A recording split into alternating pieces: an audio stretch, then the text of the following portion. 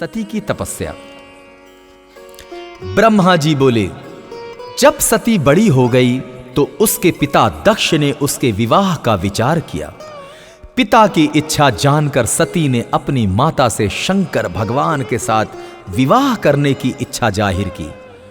माता के कहने पर सती ने घर में ही शिव जी की आराधना प्रारंभ कर दी। आश्विन माह की नंदा तिथि में गुड़, चावल, नमक आदि से शिव जी का पूजन किया। सती 1 वर्ष तक इसी प्रकार शिव जी का पूजन एवं तप करती रही।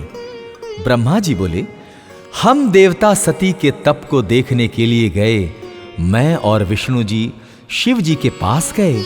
हमने वहां पहुंचकर हाथ जोड़कर उनकी स्तुति की। हमारी स्तुति से प्रसन्न होकर शिव जी ने हमारे आने का कारण पूछा। हम दोनों ने कहा, हे स्वामी, आप हमारा साथ दीजिए।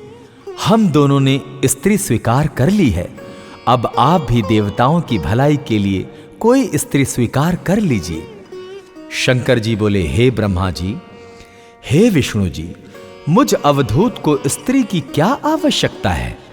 मुझे यह बात उचित नहीं लगती, क्योंकि मैं एक तपस्वी और संसार से विरक्त हूं। मुझे तो योग में ही आनंद मिलता है।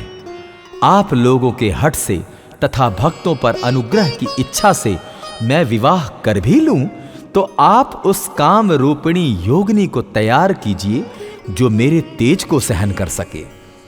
तब हमने कहा, प्रभु, आपके अनुसार हमने स्त्री भी खोज ली है।